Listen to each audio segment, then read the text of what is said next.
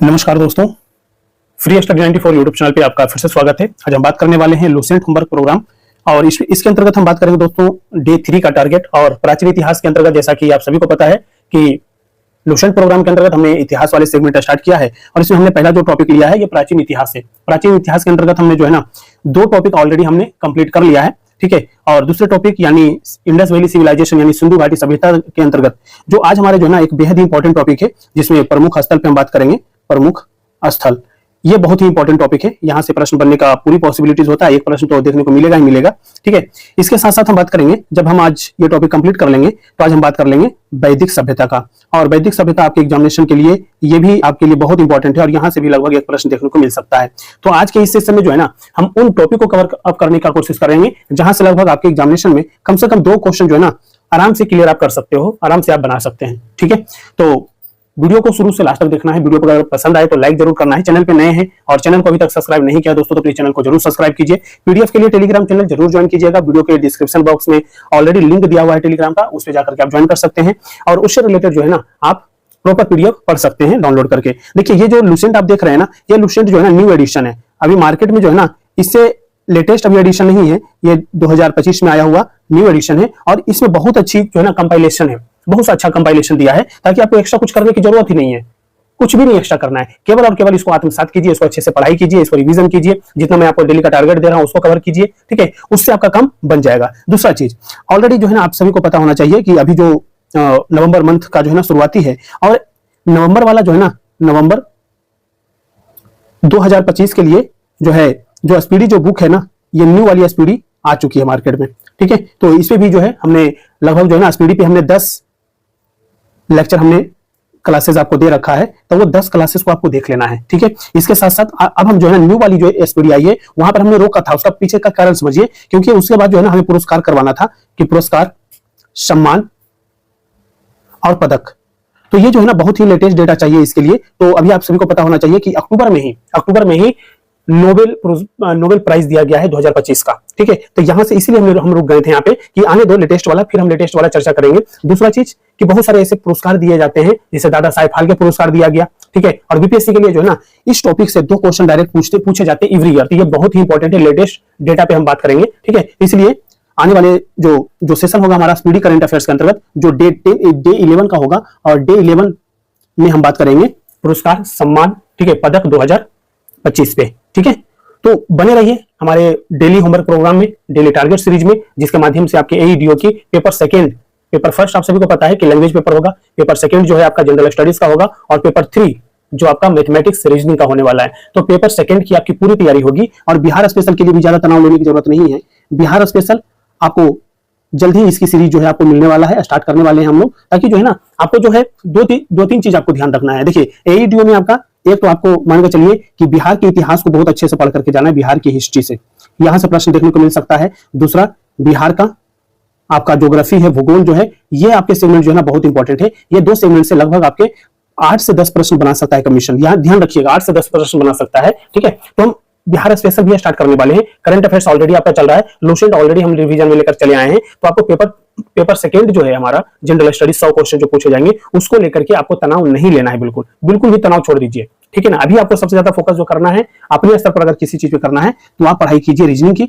आप प्रैक्टिस कीजिए मैथ्स का, यहां से आपका काम हो जाना है। हिंदी के लिए भी ज्यादा तनाव नहीं लेना है, थोड़ा थोड़ा आप ग्रामर देखते रहिए, संधि किसको कहते हैं, समास किसको कहते हैं, सर्वनाम किसको कहते हैं, ठीक है, पर्यायवाची शब्द, लुकोक्ति हो गया, ठीक, अलंकार हो गए, ये सारी चीजें आप देखते रहिए, उससे आपका काम हो जाना है, ठीक है ना।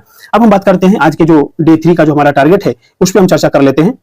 तो दोस्तों बहुत इंपॉर्टेंट टॉपिक जो हमने आपसे अभी बात किया था कि सिंधु सभ्यता के अंतर्गत जो है ना यानी सिंधु घाटी सभ्यता के अंतर्गत जो प्रमुख स्थल हैं, ठीक है, उस पर हम चर्चा करेंगे। इसके साथ साथ देखेंगे कि वहां पे कौन सी नदियां हैं, उसके उत्खननकर्ता कौन है और वर्तमान स्थिति क्या है। जो अभी प्रेजेंट टाइम की बात है ना उस पर हम बात करेंगे कि वर्तमान स्थिति क्या है। तो देखिए बहुत सारी चीजें आपने देखा होगा, जैसे हमने बात किया था हड़प्पा के बारे में बात किया, हड़प्पा के बाद हमने मोहनजोदड़ो पे बात किया, चंदहुदड़ो पे बात किया, ठीक है, सारे जगह हमने जो है ना एक एक करके बात किया था। लेकिन उसके बारे में जो है ना प्रमुख स्थल के अंतर्गत जब चीजें हम देख रहे हैं तो वहां पे बहुत सारी चीजें आपको देखना पड़ेगा, जैसे कई जगह से हड़प्पा से क्या क्या चीजें मिली है, ठीक है, तो वो बहुत इंपॉर्टेंट हो जाता है। तो अब यहाँ पर आपको क्या मेंशन किया हुआ है, देखिए कि हड़प्पा जो है पहला स्थल है हड़प्पा, ये रावी नदी पर है, ठीक है, उसी के समीप है। अब बात करते हैं कि देखिए यहाँ पर तो रावी नदी है, लेकिन इसकी स्थिति क्या है, तो इसकी स्थिति है कहा जाता है पाकिस्तान के पंजाब प्रांत का साहिवाल जिला जो है ना यहाँ पर इसकी स्थिति है। और अब बात करते हैं कि इसके उत्खननकर्ता कौन है। तो कहा जाए, हमने आपसे बात किया था कि 1921 ईस्वी में जो है ना दयाराम साहनी ने इसके जो है ना पहली बार इसके बारे में बताया।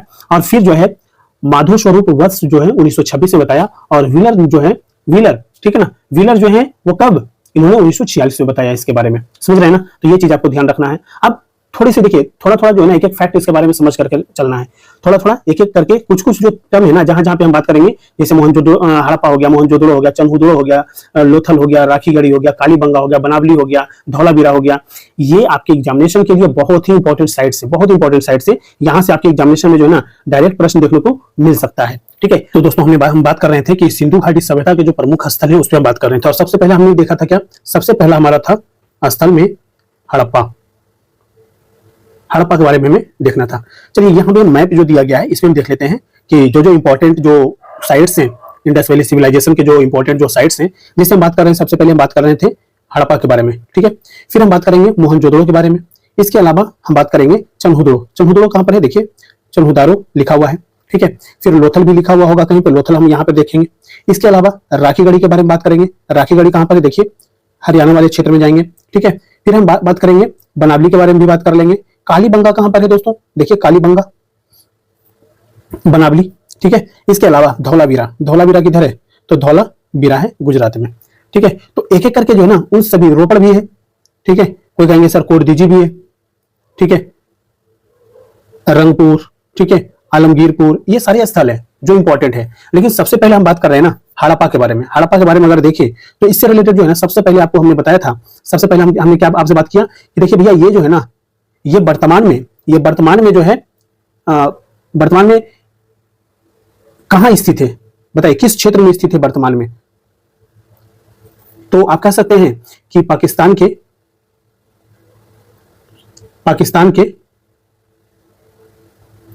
बताइए, पाकिस्तान के पंजाब प्रांत के अंतर्गत जो है ना एक जगह है, एक जिला है, ठीक है, उस जिले में स्थित है। उसका नाम आपको याद रखना है मोंटगोमरी। कई बार आपसे यहां से प्रश्न जो है ना पूछ सकता है कमीशन, ठीक है। मोंटगोमरी जिले में स्थित है। तो एक फैक्ट तो आपको यह ध्यान रखना है। दूसरा, इसके किनारे जो है ना किस नदी के तट पर है, तो बताइए, हमने आपसे बात किया था रावी नदी के जो है ना तट पर है, ठीक है। अब इसकी खोज किसने किया, बताइए। खोज जो है हमने आपसे लास्ट सेशन में, लास्ट वीडियो में ही हमने आपसे बात किया था कि 1921 ईस्वी में जो है ना दयाराम साहनी द्वारा इसका खोज किया गया, ठीक है। इसके अलावा एक इतिहासकार रहे हैं जिनका नाम है स्टुअर्ट पिगट। स्टुअर्ट पिगट जो है ना हड़प्पा को क्या कहा, तो यह जो है अर्ध औद्योगिक नगर इन्होंने इसको बताया है। तो ये आपके एग्जामिनेशन के लिए जो 4 पॉइंट हमने लिखा है ये तो इंपॉर्टेंट है ही। इसके अलावा भी कुछ ऐसे फैक्ट है दोस्तों जो आपको इस हड़प्पा जो स्थल है इसके बारे में आपको जानकारी होनी चाहिए। जैसे मैं आपको बात करता हूं आपसे कि यहाँ के जो निवासी थे ना, कहाँ के, तो आप कहेंगे कि हड़प्पा के जो निवासी थे वो निवासी जो है ना, हड़प्पा के जो निवासी थे उन निवासियों का एक बड़ा भाग जो था ना, बड़ा भाग, ठीक है, इन निवासियों का एक बड़ा भाग जो है ना किस चीज में, किस काम में जो है ना संलग्न था, ये आपको पता होना चाहिए। तो ये क्या करते थे, व्यापार करते थे। ये क्या, या और क्या करते थे, ये तकनीकी उत्पाद करते थे, उत्पाद नहीं, उत्पाद, ठीक है। इसके अलावा धर्म के कार्य में क्या करते थे, संलग्न रहते थे, धर्म के कार्यों में संलग्न रहते थे। तो ये इससे रिलेटेड कुछ पॉइंट और ऑलरेडी है, ये भी हमें ध्यान रखना है। अब हम बात करते हैं, देखिए ये जो आप देख रहे हो हड़प्पा देख रहे हो, मोहनजोदड़ो देख रहे हो, ये देख रहे हैं ना आप यहाँ पर मैप में, देखिए ये जो क्षेत्र है इस क्षेत्र में जो है, ठीक है, इस क्षेत्र को क्या कहा जाता है, ये जो क्षेत्र था ये एक विस्तृत साम्राज्य की जुड़वा राजधानी थी, ठीक है, इसको कहा जाता था। ये चीज हमारे एग्जामिनेशन के लिए बेहद ही इंपॉर्टेंट फैक्ट है, ये आपको ध्यान रखना है। अब हम बात करते हैं कुछ और इससे रिलेटेड इंपॉर्टेंट जो फैक्ट है वो भी हम बात कर लेते हैं। अब देखिए, अब दोस्तों यहाँ पर जो है ना एक फैक्ट और याद रखना है कि नगर की रक्षा के लिए, ठीक है, किसकी रक्षा के लिए, हड़प्पा जो नगर था ना, इस नगर की रक्षा हो, सुरक्षा हो, उसके लिए जो है ना पश्चिम की ओर एक दुर्ग का निर्माण किया गया था। मान के चलिए कि ये जो क्षेत्र है, ठीक है, अब मान के चलिए ये एक क्षेत्र है, तो यहाँ पे ईस्ट हो गया, यहाँ पे वेस्ट हो गया, ये नॉर्थ हो गया और ये साउथ हो गया। अब कहा जा रहा है पश्चिम की ओर एक दुर्ग का निर्माण किया गया था, ठीक है, पश्चिम की ओर इस वाले क्षेत्र में, ठीक है। अब इसमें कहा जाता है कि यह जो दुर्ग था, ये जो दुर्ग था, ये आपका उत्तर से दक्षिण की ओर, इसकी लंबाई जो थी ना, इसकी लंबाई कितनी थी, इसकी लंबाई कितनी थी दोस्तों, तो ये था 415 मीटर, याद रखना है 415 मीटर। और यहां से अगर आप जाते हैं, ये देखिए, ये जो है क्या था, चौड़ाई, तो चौड़ाई कितना था, तो बताइए, चौड़ाई था 195 मीटर। तो ये भी आपको याद रखना है। और जिस टीले पर जो है ना, जिस टीले पे ये बना हुआ था, क्या ये दुर्ग बना हुआ था, उस टीले को क्या कहा जाता है, व्हीलर जो था, व्हीलर, इन्होंने कहा कि ये जो है, इन्होंने इसका नाम क्या रखा, माउंट ए बी। तो ये हमारे एग्जामिनेशन के लिए ये भी फैक्ट आपको ध्यान रखना है, ठीक है। माउंट ए बी की संज्ञा दी किसको, टीले को, जिसपे जो है ना ये दुर्ग बनाया गया था। तो हड़प्पा से रिलेटेड जो है लगभग 5 से 7 पॉइंट पे हमने बात किया है, ठीक है, वो आपको जरूर ध्यान रखना चाहिए। और इसके अलावा जो है ना आपके एग्जामिनेशन में प्रश्न देखने को नहीं मिल सकता है, ज्यादा से ज्यादा यही मिलेंगे, ठीक है। अब हम बात कर लेते हैं मोहनजोदाड़ो की, मोहनजोदाड़ो की हम बात करते हैं। तो देखिए यहां पर ही आप लोकेशन में देख लीजिए कि मोहनजोदाड़ो कहां पर है, तो ये वाला क्षेत्र जो है ना मोहनजोदड़ो का है, ठीक है। अब हम बात करते हैं कि देखिए, चलिए नेक्स्ट जो हमारा रहेगा, पहला हमने बात किया किस पे, हमने बात किया हड़प्पा पे। अब दूसरा जो है, दूसरा स्थल के बारे में मैं आपको बताऊं, तो दूसरा स्थल कौन सा रहेगा, तो मोहनजोदड़ो, ठीक है। अब मोहनजोदड़ो पे हम बात करते हैं, मोहनजोदड़ो।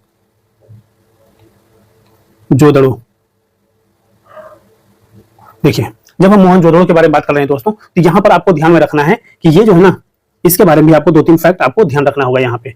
अब कहा जाता है कि इसका अर्थ क्या होता है, किसका, मोहनजोदड़ो का जो है ना अर्थ की बात कर रहा हूं, तो कहा जाता है कि सिंधी भाषा में इसका अर्थ जो है, सिंधी भाषा में क्या इसको कहते हैं, तो आपको याद रखना है मृतकों का टीला। ये आपको क्या करना है, याद रखना है, मृतकों का टीला, ठीक है। और यह जो है कहां है, इसकी ये जो क्षेत्र है किस क्षेत्र में है, तो ये जो क्षेत्र है ये है पाकिस्तान के, यानी जो सिंध है ना, सिंध जो वर्तमान में कहां है, पाकिस्तान में है। तो पाकिस्तान के जो है ना, सिंध के लरकाना जिले में जो है ना सिंधु नदी के तट पर है। सिंधु नदी नाम याद रखना है, कौन सी नदी, तो सिंधु नदी। तो ये फैक्ट आपके एग्जामिनेशन के लिए काफी इंपॉर्टेंट है, ये आपको याद रखना है, ठीक है। अब कहा जा रहा है यहाँ पे कि ये जो क्षेत्र है वो आपको याद रखना है, सिंध क्षेत्र है पाकिस्तान का, और ये लरकाना जिला है यहाँ का, ठीक है। और नदी किस नदी के तट पे, तो सिंधु नदी के तट पर ये स्थित है। अब इसका जो है ना खोज सर्वप्रथम जो खोज है, ये सर्वप्रथम खोज किन्होंने किया बताइए। तो कहा जाता है ना, हमने आपसे बात किया था लास्ट सेशन जो लेक्चर था उसमें बात किया था राखालदास बनर्जी। कब किए थे दोस्तों, ये भी आपको पता होना चाहिए। 1921 में जब हड़प्पा की जो है खोज हुआ, तो 1922 में जो है किसका किया गया, राखालदास बनर्जी द्वारा 1922 में ये कर दिया गया, ठीक है। लेकिन यहीं पर हम रुकते हैं और यहीं पर हम बात करते हैं कुछ और, ठीक है। तो यहीं पर जो है ना कहा जाता है दोस्तों कि मैके एक हुए, मैके, इनके बाद राखालदास बनर्जी के बाद जो है ना मैके हुए, और मैके जो है ना 1927 में जो है ना इसके बारे में इन्होंने चर्चा किया। अब इनके बाद कौन हुए, इनके बाद हुए व्हीलर, ठीक है ना। व्हीलर जो है ना ऑलरेडी हड़प्पा के बारे में भी उन्होंने बताया था, 1946 में हड़प्पा के बारे में भी उन्होंने बताया था। और ये बताइए कि उन्होंने एक टर्म दिया, भी हमने बात किया कि जो व्हीलर जो है, जो टीला था, ठीक है ना, उस जिस टीले पे दुर्ग था ना, उसका नाम उन्होंने क्या दिया था, अभी हमने आपसे चर्चा किया था हड़प्पा, जब हमने डिस्कशन कर रहे थे वहीं पे हमने बात किया था, उसका नाम उन्होंने क्या दिया, आप हमें कमेंट बॉक्स में लिख करके बताएंगे, ठीक है ना। देखिए कुछ चीजें ऐसा होता है ना कि आपको रिवीजन भी हम करवाते चलें। तो व्हीलर जो है 1930 में जो है ना इसका क्या किए, खोज किए थे। तो आपको 3 नाम आपको पता होना चाहिए, राखलदास बनर्जी सर्वप्रथम, उनके बाद मैके 1927 में, और 1930 में व्हीलर थे जो मोहनजोदड़ो की क्या किए, खोज किए। अब हम बात करते हैं कि देखिए यहाँ की जो है ना मोहनजोदड़ो की शासन व्यवस्था कैसी थी, बताइए। यहाँ की शासन व्यवस्था की हम बात करें तो यहाँ की शासन व्यवस्था कैसी थी दोस्तों, कहाँ की, मोहनजोदड़ो की शासन व्यवस्था, बताइए। तो यहाँ की जो शासन व्यवस्था थी, आप कह सकते हैं कि सर यहाँ पर जो है ना राजतंत्र था, ठीक है। तो राजतंत्र नहीं था, आप हो सकता है आपके मन में आ सकता है कि यहां पर जो है ना राजतंत्र हुआ करता था, यानी राजतंत्रात्मक व्यवस्था थी, ठीक है। आप कह सकते हैं कि राजतंत्रात्मक व्यवस्था, ठीक है। लेकिन ये न होकर के क्या था, तो यहां पर था जनतंत्रात्मक, जनता का शासन था, ठीक है, जनतंत्रात्मक व्यवस्था थी। समझ रहे हैं बात, क्लियर हो रहा है, ठीक है। तो ये चीज तो हमें समझना ही समझना है, इतने फैक्ट हमारे पास होना ही चाहिए। इसके अलावा दोस्तों, क्योंकि जो है ना मोहनजोदड़ो जो है ना बहुत इंपॉर्टेंट है और यहाँ पे बहुत सारे फैक्ट आपको देखने को मिलेगा, बहुत सारे फैक्ट आपको देखने को मिलेगा। तो हम अभी यहीं पे कुछ और चीजों पे हम बात कर लेते हैं, ठीक है। देखिए सबसे पहले कहा जा रहा है यहाँ पे कि यहाँ पर कहाँ पे, मोहनजोदड़ो में देखिए लुसेंट में बहुत कम चीजें दिया हुआ है। अगर हम लुसेंट के आधार पर हम पढ़ेंगे ना तो मान के चलिए कि कुछ कुछ चीजें तो मिल जाएगा, बहुत सारी चीजें छूट जाएंगे। तो अगर हम कर रहे हैं ना तो एक बार अच्छे से तैयारी कर लेते हैं, ताकि अगर आप बीपीएससी 72वीं की भी तैयारी कर रहे हो ना तो भी आपकी जो है ना प्रॉपर तैयारी हो, ठीक है ना। 72वीं हो, 73वीं हो, कोई भी एग्जाम हो बिहार का, ठीक है, किसी भी एग्जामिनेशन में अगर आप अपेयर होना चाहते हो, सब जगह आप जो है ना बहुत अच्छे स्कोर कर लोगे। इसके बाद देखिए अब यहाँ पर जो है ना बृहद स्नानागार, बृहद स्नानागार, ठीक है, कहा जाता है मोहनजोदड़ो का कहा जाता है कि महत्वपूर्ण सार्वजनिक स्थल है। क्या है यहाँ का, बृहद स्नानागार जो है यहाँ का सर्वाधिक महत्वपूर्ण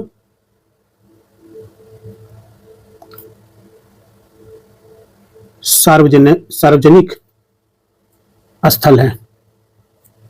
कौन, बृहद स्नानागार। अब कहा जाता है कि इसके केंद्रीय खुले प्रांगण के बीच जो है ना क्या है, इसके केंद्रीय, किसके, बृहद स्नानागार के केंद्रीय खुले प्रांगण में जो है ना दोस्तों, इसको इसके बीच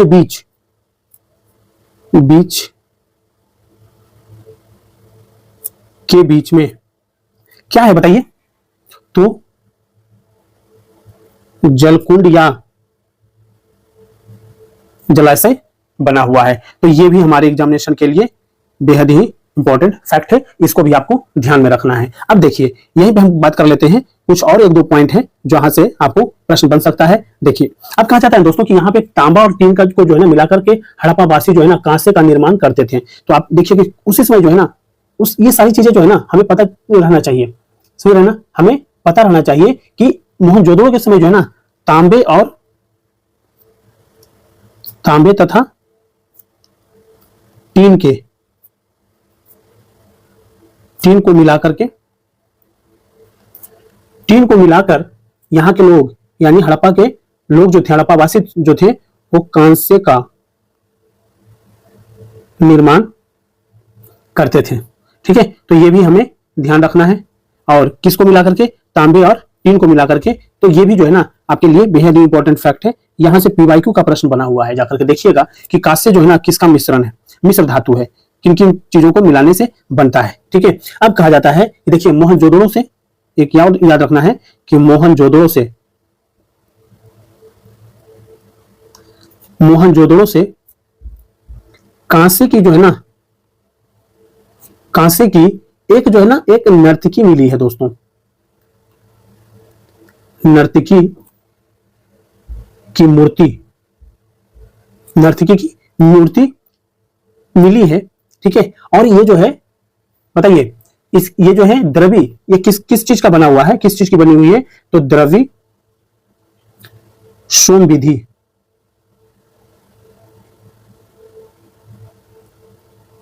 शोन विधि यानी लॉस्ट वैक्स मेथड, याद रखना है। कई बार जो है ना ऐसा लगता है कि इसका मीनिंग क्या होगा, तो लॉस्ट वैक्स मेथड, इस विधि से इसका जो है ना निर्माण किया गया है। किस चीज की बनी हुई है ये नर्त की, तो आपको इसका बना हुआ है, कांसे से बना हुआ है। और कांसे किसका मिश्र धातु है, तो तांबे और टीन का है। ठीक है, तो आपको इतना जानकारी आपको होना चाहिए। तो आपको मोहनजोदड़ो के बारे में जो हमने बताया है डिटेल, ठीक है, इतनी फैक्ट आप अगर इसके बारे में अगर पढ़ लेंगे, समझ लेंगे, याद कर लेंगे, तो आपके प्रश्न इससे रिलेटेड आपके गलत नहीं होंगे। ये चीज आप ध्यान करके रखिए। ठीक है, अब हम बात कर लेते हैं दोस्तों नेक्स्ट जो हमारा टॉपिक है, नेक्स्ट जो टॉपिक रहेगा उसमें बात करते हैं चंदहुदड़ो। चंदहुदड़ो थर्ड जो स्थल है, ठीक है, ये हम बात कर रहे हैं चंदहुदड़ो का, चंदहुदड़ो। ठीक है, अब चंदहुदड़ो के बारे में अगर हम बात करें तो कहा जाता है, देखिए इसको जो है ना, इसकी ये किस नदी पर है, तो सबसे पहले तो हम नदी के बारे में बात कर लेते हैं। ठीक है, कि यहां पर नदी जो है वो किस नदी पर है, तो सिंधी, समझ रहे हैं, सिंधु, सिंधु नदी पर है। ठीक है, अब कहा जाता है दोस्तों, देखिए कहा जाता है कि इसका जो है स्थिति, वर्तमान स्थिति क्या है बताइए। तो कहा जाता है कि यह जो है सैंतव नगर मोहनजोदड़ो से जो है, मोहनजोदड़ो से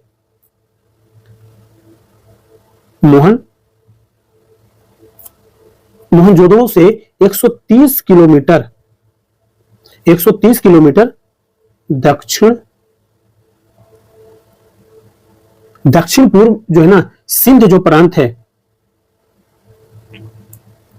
सिंध जो प्रांत है दोस्तों, सिंध प्रांत जो कहां है, हमने ऑलरेडी आपसे बात किया था अभी जब हम बात कर रहे थे मोहनजोदड़ो के बारे में, तो कहां है, ये पाकिस्तान में है। ठीक है, अब कहा जाता है यहां पे कि देखिए इसकी जो है सर्वप्रथम खोज जो है, इसका खोज की अगर हम बात करें तो इसका खोज किसने किया है बताइए।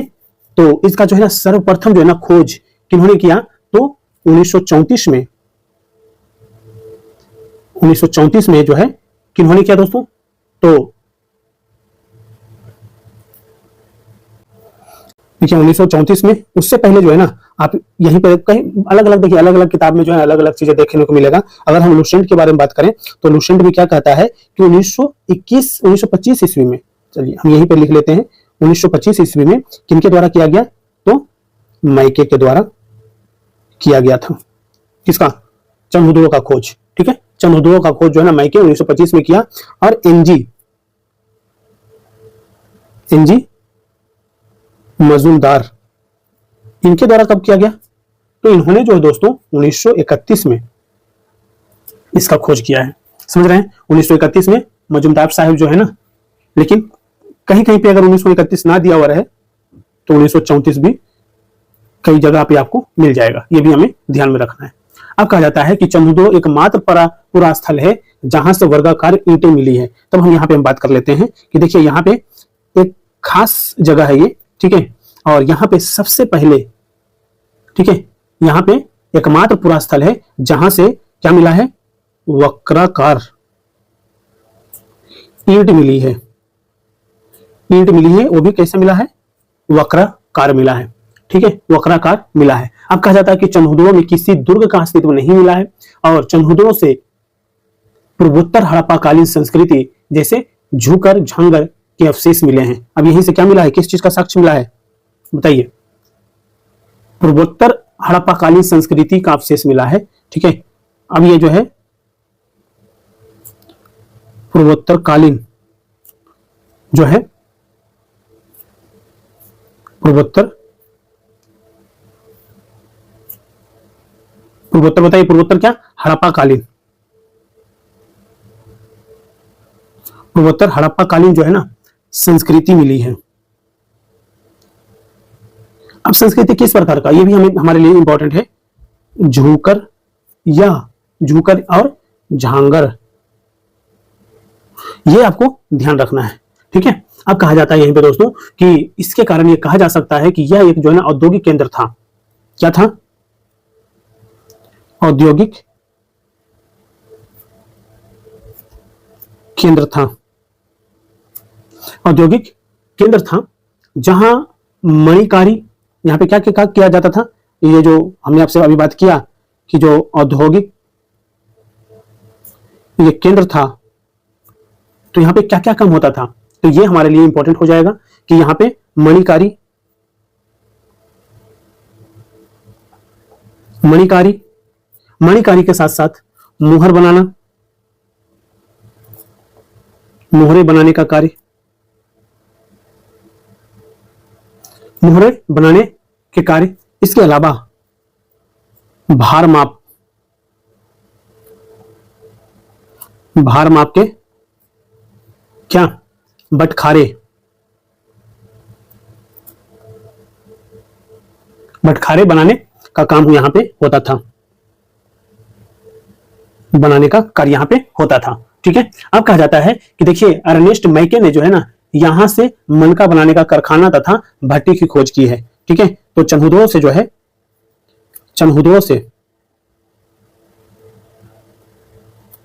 चन्हुदों से जो है एक इतिहासकार हुए, उनका नाम आपको याद रखना है, अर्नेस्ट मैके। अर्नेस्ट मैके जो है यहां से क्या प्राप्त किया, यहां से कहते हैं ये कि देखो भैया हमने जो है ना जब यहां पे गए तो यहां पे मनका, मनका बनाने का कारखाना, और एक पॉइंट और कि भट्टी की खोज किया। तो ये चीज हमें जानकारी होनी चाहिए। ठीक है, तो हमने 3 साइट्स पे बात किया है। पहला साइट्स हमने बात किया जो दोस्तों हड़प्पा, दूसरा बात किया मोहनजोदड़ो, और तीसरा बात किया चन्हुदो। देखिए ये जो टॉपिक है काफी इंपॉर्टेंट है, और ये जब आप पढ़ रहे हो, समझ रहे हो, सुन रहे हो, तो आपको एक जो है ना क्लियरिटी भी पता चलेगी कि सच में यार इसमें जो है ना बहुत सारे ऐसे फैक्ट है जहां से प्रश्न डायरेक्ट बन सकता है। हमने आपको जो है हड़प्पा के बारे में बताया, हमने आपको मोहनजोदड़ो के बारे में बताया, हमने आपको चन्हुदो के बारे में बात किया, और नेक्स्ट जो है वो नेक्स्ट हम बात कर लेते हैं 4th नंबर, वो भी बहुत इंपॉर्टेंट है, वो है कालीबंगा, कालीबंगा। ठीक है, अब कालीबंगा के बारे में अगर हम बात करते हैं तो कहा जाता है दोस्तों कि ये जो है कालीबंगा जो है ये किस नदी के तट पर है। ठीक है, तो नदी के बारे में बात करें तो कहा जाता है घग्गर। ठीक है, कहां पे है, तो ये घग्गर नदी के बाएं तट पर है, घग्गर नदी के बाएं तट पर। अब ये बाएं तट पर जो है ना, घग्गर नदी के बाएं तट पर अगर हम जाते हैं तो वहां पर हम देखेंगे कि देखिए ये जो है राजस्थान का जो है ना का एक जिला है, उस जिले का नाम क्या है दोस्तों, तो गंगानगर, गंगानगर है। ठीक है, कहा जाता है कि जो गंगानगर है वो जो है यहां पर कालीबंगा क्या था, अवस्थित था। ठीक है, कालीबंगा का जो शाब्दिक अर्थ होता है, ठीक है, इसका शाब्दिक अर्थ किसका, कालीबंगा का, याद रखिएगा क्या नाम था शाब्दिक, लिख देता हूं, शाब्दिक अर्थ जो था वो क्या था, तो वो था काले रंग की चूड़ियां। तो ये हमें याद रखना है, समझे, हमें याद रखना है, इसके बारे में तो इतनी आपको जानकारी होनी ही चाहिए। ठीक है, अब कहा जाता है देखिए कालीबंगा जब हम शुरू कर रहे हैं ना तो इसके बारे में हम व्यवस्थित रूप से सारा कुछ बात करेंगे। ठीक है, अब कहा जाता है दोस्तों कि जो हम देखिए कालीबंगा देखिए घग्गर नदी के किनारे पे। ठीक है, अब हम बात करते हैं कि देखिए कई जगह जो है ना आपको ये जो जिला है गंगानगर है वहां पर आपको अगर कई बार ऑप्शन में दे दिया जाए हनुमानगढ़, हनुमानगढ़। ठीक है, तो गंगानगर हो या हनुमानगढ़ हो, जहां का भी ऑप्शन दिया रहेगा आपको सही करके आगे बढ़ना है, क्योंकि हनुमानगढ़ जो है ये लुसेंट में, लुसेंट के जो न्यू एडिशन बुक आए हैं उसमें पेज नंबर 6 पर मेंशन किया हुआ है। ठीक है, पेज नंबर 6 पर मेंशन किया हुआ है। ठीक है, तो आप एक बार इसको देख भी सकते हैं। ठीक है, अब कहा जाता है दोस्तों जो कालीबंगा है इसकी खोज जो है, इसकी खोज, ठीक है, इसकी खोज जो है किन्होंने किया, बताइए, इसकी खोज जो है किन्होंने किया, तो कहा जाता है दोस्तों कि 1951 में जो किया उनका नाम है अमलानंद घोष, अमलानंद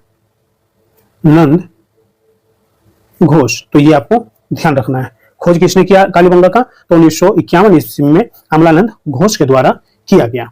ठीक है, अब कहा जाता है 1961 ईस्वी में, 1961 ईस्वी में कहा जाता है दोस्तों कि बीबी लाल, बीबी लाल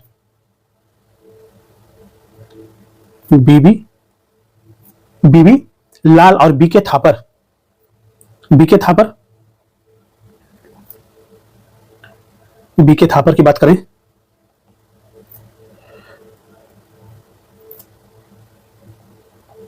बीके थापर, ठीक है। अब बीके थापर के निर्देश में व्यापक खुदाई की गई और इनके, और ये जो खुदाई जब इन्होंने किया, खुदाई जब किया गया तब पता चला क्या कि यहां से जो है जूते हुए खेत का साक्ष्य मिला है। क्या मिला है खुदाई में? जूते हुए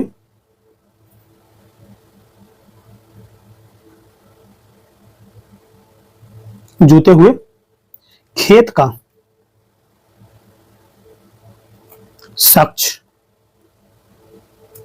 साक्ष्य जो है मिला है। तो ये भी हमारे लिए इंपॉर्टेंट फैक्ट हो जाएगा। अब हम बात करते हैं दोस्तों यहाँ पे कि देखिए यहाँ के जो भवनों का जो निर्माण था ना वो कच्ची ईंटों द्वारा हुआ था और यहाँ से अलंकृत ईंटों के साक्ष्य भी मिले हैं, ठीक है। तो ये भी चीज आपको याद रखना है। यहाँ से क्या अवशेष मिला है तो बात करते हैं। यहाँ पे कहा जाता है कि देखिए जुते हुए खेत का साक्ष्य तो मिल गया, ठीक है, जुते हुए खेत का साक्ष्य यहाँ पे आपको मिल गया, ठीक है। अब कहा जाता है कि भवनों का जो निर्माण था ना, भवनों का जो निर्माण है उस निर्माण में जो है ना कच्ची ईंटों का प्रयोग किया गया है, ठीक है। और यहां से कहां से बात कर रहे हैं? कालीबंगा से। अब कालीबंगा से बात किया जा रहा है दोस्तों, तो कहा जाता है देखिए यहां से अलंकृत जो है ना, अलंकृत ईंटों के साक्ष्य मिले हैं,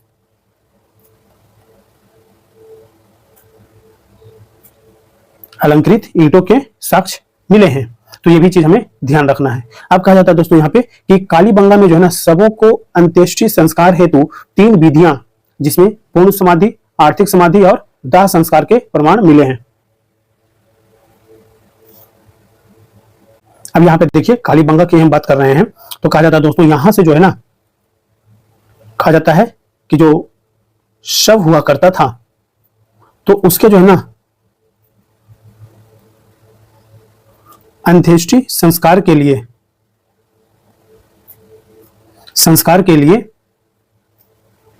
3 विधियां। पहला क्या था? तो पूर्ण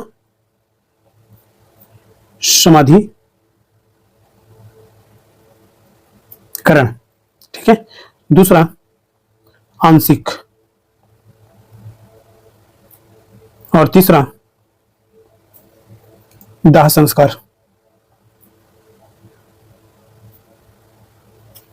तो ये 3 चीज आपको इसके बारे में पता होना ही चाहिए कि कालीबंगा में शवों के अंत्येष्टि संस्कार जो था उसके लिए 3 विधियां थी, पूर्ण समाधिकरण, आंशिक समाधिकरण और दाह संस्करण के प्रमाद मिले हैं, ठीक है। तो ये आपको कालीबंगा के बारे में इतनी जानकारी होनी चाहिए थी। तो दोस्तों हमने कालीबंगा पे बात कर लिया है, ठीक है। नेक्स्ट जो हमारा रहेगा वो टॉपिक है, जैसे हमने हड़प्पा पे बात कर लिया, मोहनजोदड़ो पे बात कर लिया, चन्हुदड़ो पे बात कर लिया और कालीबंगा पे बात कर लिया। अब हम बात कर लेते हैं लोथल के बारे में, ठीक है। अब लोथल के बारे में अगर हम देखते हैं ना, ये हमारा 5वां याद रखना है स्थल जो है लोथल। हम लोथल के बारे में कुछ और इंपॉर्टेंट फैक्ट यहाँ पे देखते हैं कि लोथल जो है कहां पर है, बताइए कहां पर है। तो देखिए सबसे पहले तो इस पे हम देख लेंगे कि लोथल जो है यह गुजरात के अहमदाबाद जिले के एक गांव है, ठीक है। लोथल कहां पे है? तो गुजरात में, ठीक है। अब गुजरात के शहर कौन सा है?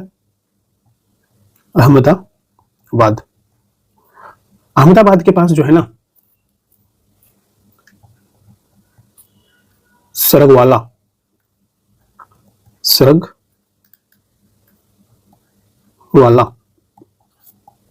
ग्राम है। इस सरगवाला ग्राम के समीप जो है ना, इसके दक्षिण में एक नदी है। कौन सी नदी है बताइए? तो भोगवा नदी है, भोगवा नदी है, उसके जो है ना तट पर स्थित है, भोगवा नदी के तट पर स्थित है, ठीक है। और इसका जो खोज है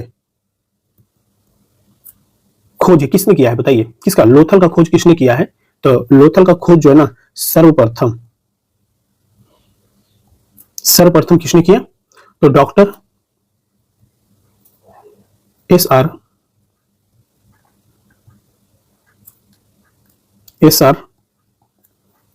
राव। एस आर राव कब किए थे बताइए?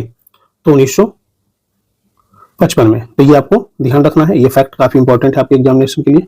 ठीक है, अब हम कहते हैं कि ये जो स्थल है लोथल, ये किस चीज के लिए प्रसिद्ध है? इसकी प्रसिद्धि किस चीज के लिए है? तो प्रसिद्धि इसलिए है क्योंकि यह एक प्रमुख जो है ना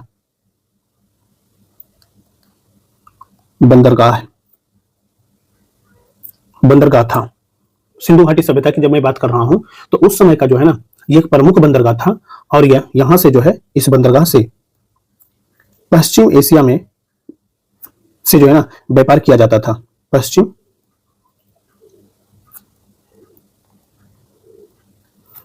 एशिया से यहां पे क्या होता था? व्यापार किया जाता था, समझे? और कहा जाता है कि इसके बारे में एक फैक्ट और ध्यान रखना है आपको कि जो लोथल था, इसमें जो है ना लोथल में जो है ना नगर जो होते थे, ठीक है, लोथल के नगर इस यहाँ पे यहाँ नगर को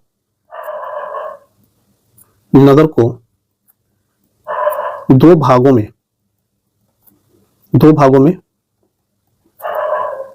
न बांटकर एक ही रक्षा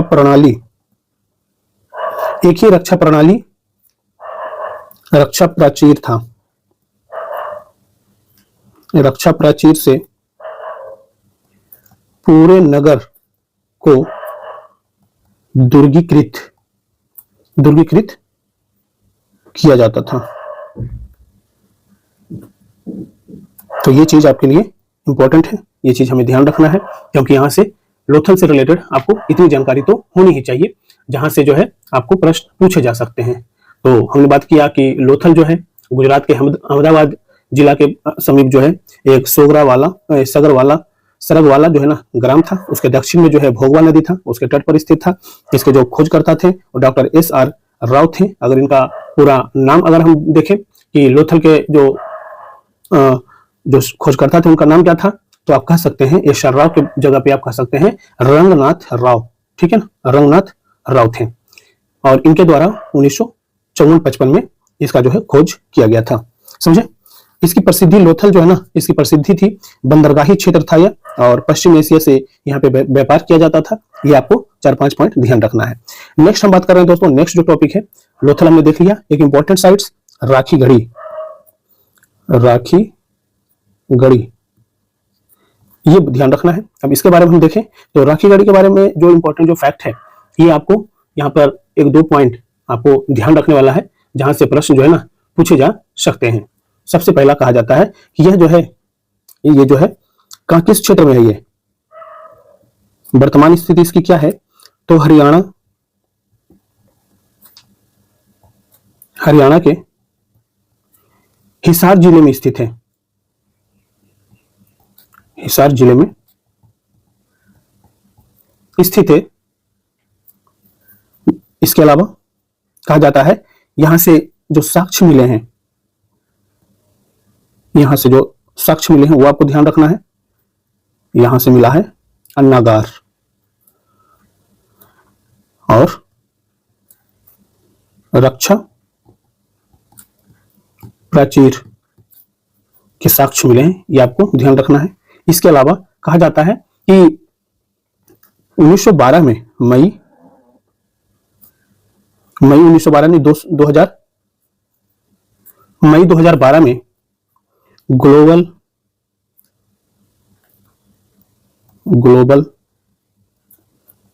हेरिटेज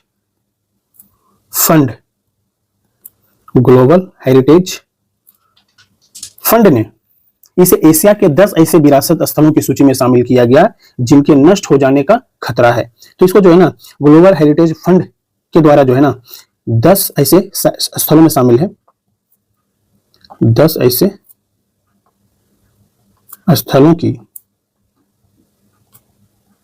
सूची में शामिल किया जिसका नष्ट होने का खतरा है। ठीक है, तो राखी गढ़ी हमने देख लिया दोस्तों, कालीबंगा हमने देख लिया, हड़प्पा मोहनजोदड़ो देख लिया, लोथल देख लिया, चंदहुदड़ो देख लिया। एक दो और भी है जो इंपॉर्टेंट है, जहां से प्रश्न आपके बन सकते हैं। बनावली देख लेते हैं, 7वां साइट जो है बनावली है, ये भी आपको ध्यान रखना है। अब हम बात करते हैं बनावली के बारे में। देखिए कोई बहुत सारे ऐसे फैक्ट हैं, बहुत सारे ऐसे आपका साइट्स हैं, ठीक है, तो वो हमें ध्यान रखना है। लेकिन कुछ साइट्स तो बहुत बेहद इंपॉर्टेंट है, जिसपे हम आपसे डिटेल में चर्चा करेंगे। बाकी जो है हम बात कर लेंगे लुसेंट में, इसके बाद हम देखेंगे कि लुसेंट में इससे रिलेटेड क्या क्या फैक्ट दिया गया है, जो कि आपका जो है ना चीजें जो है ऐड ऑन हो जाए। ठीक है, ऐड ऑन हो जाए। तो बनावली के बारे में अगर हम बात करें ना, तो इसका जो खोज जो हुआ, तो इसका खोज किसने किया है बनावली का, बताइए। बनावली का खोज किन्होंने किया है? तो देखिए बनावली का खोज जो है ना 1973 में 1973 में किनके द्वारा किया गया? आर एस विस्ट द्वारा किया गया। ये आपको ध्यान रखना है। और ये जो है इसका वर्तमान स्थिति क्या है? वर्तमान स्थिति दोस्तों ये भी कहां पे है? हरियाणा के किस जिले में? फतेहाबाद जिले में स्थित है। और ये भी एक क्या है? पूरा स्थल है। समझ रहे बात? अब यहां से कहा जाता है ना, इस यहां से यानी बनावली से जो है, बनावली से कालीबंगा,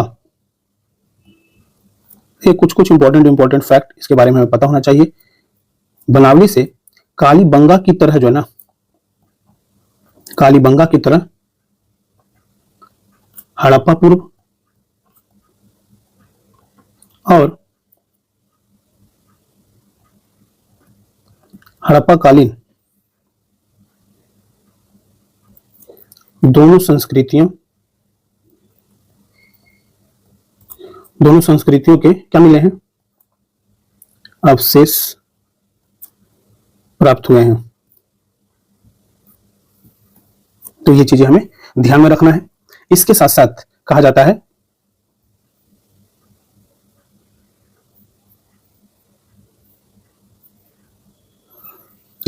यहां पे कहा जाता है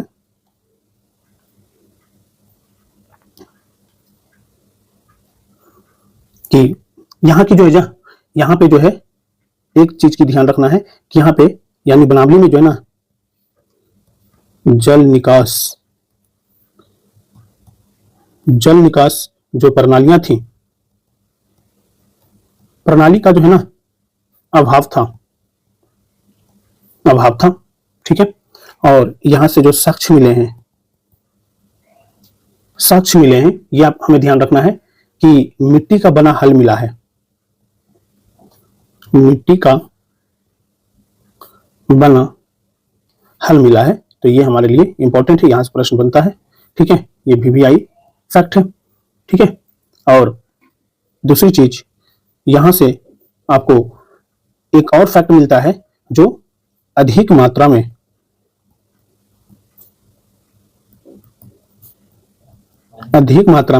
क्या मिला है?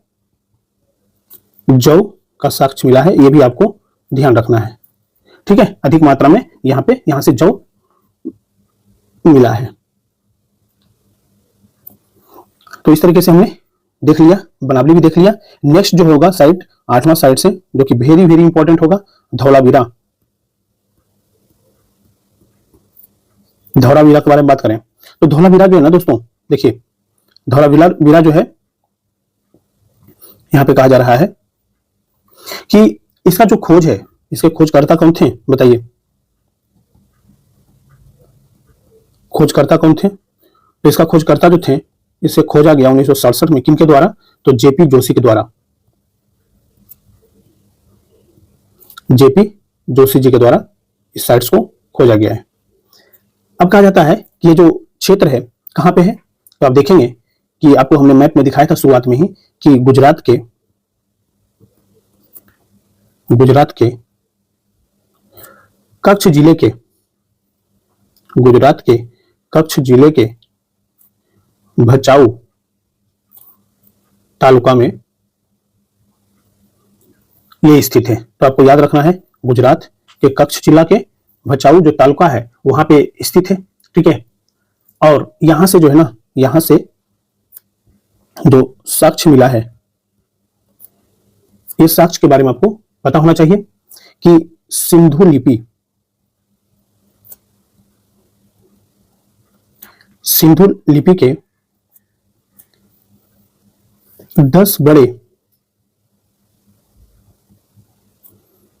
चिन्हों से निर्मित क्या मिला है? शिलालेख मिला है। ठीक है, तो ये चीज हमें ध्यान रखना है। इसके साथ साथ कहा जाता है कि जो धौलावीरा जो था ना, धौलावीरा जो था कि यहाँ की जो है जो निवासी थे वो जल संरक्षण की जो टेक्निक था, ठीक है, वहां पे कैसे जल संरक्षण को किया जाता था इसके बारे में वो जागरूक थे। तो यहाँ के लोग जो थे, यहाँ के लोग के अगर हम बारे में बात करें तो एक इंपॉर्टेंट फैक्ट ध्यान रखिएगा कि यहाँ के जो लोग थे, यहाँ के निवासी जो थे, लोगों में जल संरक्षण, यहाँ के लोगों में जल संरक्षण की विधि या तकनीक की जानकारी थी। ठीक है, अब कहा जाता है कि ये जो आपका धौलावीरा है, धौलावीरा के बारे में बात कर रहे हैं तो इसी के बारे में हम पूरा कंप्लीट करते हैं। कहा जाता है कि जो नगर था ना, यहाँ ये जो नगर था ये 3 भागों में क्या था? विभाजित था। ये आपको ध्यान रखना है, 3 भागों में यहाँ की नगर जो है वो 3 भागों में विभाजित था। और इसको 3 भाग कौन कौन से थे ये भी आपको पता होना चाहिए, 3 भाग के बारे में। ठीक है, पहला जो भाग था, देखिए पहला जो भाग था उसको कहते हैं दुर्गा भाग। दूसरा भाग जो था इसको क्या कहते हैं? मध्यम नगर। और तीसरा जो भाग था दोस्तों इसको निचला नगर नाम दिया जाता है। ठीक है, ये चीज आपको याद होना चाहिए।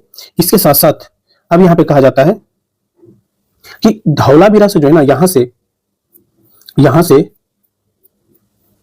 से हड़प्पा सभ्यता,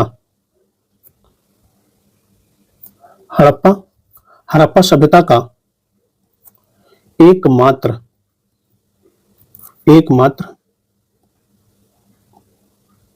स्टेडियम यानी खेल का मैदान का साक्ष्य मिला है। तो ये बहुत इंपॉर्टेंट है, इसको आप ध्यान रखिएगा। ठीक है, यहाँ पे क्या मिला है? एकमात्र जो है ना स्टेडियम का यानी खेल के मैदान का क्या मिला है? साक्ष्य मिला है। ठीक है, तो ये चीज हमारे लिए बेहद इंपॉर्टेंट है। यानी हमने 8 साइट्स के बारे में बात किया है। 8 साइट्स बहुत इंपॉर्टेंट साइट्स है ये। ठीक है, बहुत इंपॉर्टेंट, यहाँ से प्रश्न जो है ना बन सकते हैं, इसको बिल्कुल याद कर लेना है। ठीक है ना, बहुत इंपॉर्टेंट है। ठीक है, अब कुछ चीजें जो है वो भी आपको इसी के अंतर्गत हम बात कर लेंगे। ठीक है, तो सबसे पहले हम अब देख लेते हैं कि लूसेंट में और भी बहुत सारी साइट्स आपको दिया गया है, जैसे हम बात कर लेते हैं। इतना तो इंपॉर्टेंट है, जो मोस्ट इंपॉर्टेंट उस पर हमने बात किया है। इसके साथ साथ हम बात करेंगे कोड दीजी के बारे में भी आपको पता होना चाहिए, रोपड़ के बारे में पता होना चाहिए आपको। इसके साथ साथ आपको जो है राखीगढ़ी हो गया, देमाबाद हो गया, बालाकोट हो गया, ठीक है, मांडा हो गया, रोजदी हो गया, मिथाथल हो गया। ठीक है, तो ये सारी चीजें हम देखते हैं एक एक करके। अब देखिए यहाँ पर हम बात कर रहे हैं कि हमने बात कर लिया था हड़प्पा के बारे में, बात कर लिया था मोहनजोदड़ो के बारे में, बात कर लिया था चनहुदड़ो, बात कर लिया कालीबंगा, बात कर लिया, यहाँ पे हमने लोथल बात कर लिया था, यहाँ पे हमने धौलावीरा भी बात कर लिया था दोस्तों। ठीक है, यहाँ पे हमने देखिए कितनी जगह हमने बात कर लिया, 8 जगह पे हमने बात किया था। राखीगढ़ी भी हमने बात कर लिया था। ठीक है, बनावली भी यहाँ पे दिया हुआ है, बनावली नहीं दिया हुआ है तो बनावली पे भी हमने बात कर लिया था।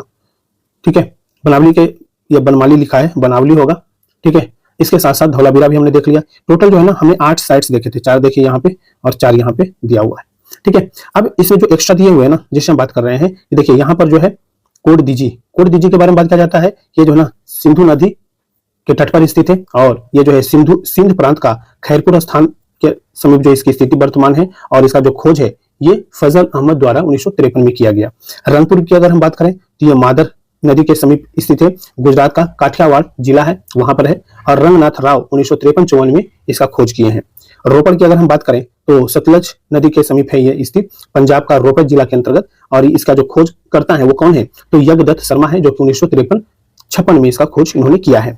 आलमगीरपुर की बात करें, आलमगीरपुर तो हिंडन नदी के किनारे है, जो कि उत्तर प्रदेश का मेरठ जिला है, यहाँ पे आलमगीरपुर है और यहाँ भी जो है यज्ञदत्त शर्मा द्वारा 1958 में इसका खोज किया जाता है। सुतकांगेडोर ये जो है दास नदी के यानी पाकिस्तान के मकरान में समुद्र तट के किनारे यह स्थित है और ऑरेल स्टाइन जो है 1927 में इसकी खोज किया है। ठीक है, अब बात करते हैं कि सोतकाह जो है ये सादिकौर में स्थित है नदी के किनारे यानी दक्षिण बलूचिस्तान में स्थित है और इसका खोज जो किए हैं जॉर्ज डेलस 1962 में। सुरकोटड़ा ये जो है सुरकोटड़ा कच्छ के, ये ऑलरेडी देखिए कच्छ गुजरात में स्थित है और इसका जो खोजकर्ता कौन है तो गजपति जोशी, इसके बारे में भी हमने बात किया था। दैमाबाद की बात करें तो प्रवरा नदी के आसपास है और अहमदनगर महाराष्ट्र में है और इसके जो खोज हैं 1958 में बीपी भूपदिलकर और एम.एन. देशपांडे 1958-59 में और एस.आर. राव जो है 1975-76 में और एम.ए. साली जो है 1978-79 में इसका खोज इन्होंने किया है। बालाकोट के बारे में बात करें तो बालाकोट कुनहार नदी के किनारे है और खैबर पख्तूनख्वा प्रांत मनसेहारा जिला पाकिस्तान में यह है। ठीक है, और बालाकोट स्ट्राइक आपने सुना ही होगा और इसका खोज जो है जॉर्ज एफ डेल्स द्वारा 1963-70 में किया गया है। मांडा की अगर हम बात करें दोस्तों तो मांडा जो है ये चिनाब नदी के तट पर है और ये जो है जम्मू कश्मीर में है। इसका खोज जो है जेपी जोशी द्वारा 1976-77 में किया गया है। रोजदी ये भादर नदी के किनारे ये है और गोंडल तालुका सौराष्ट्र गुजरात में है और यहाँ जो है 1982 से 1995 के बीच कई बार खुदाई हुई है।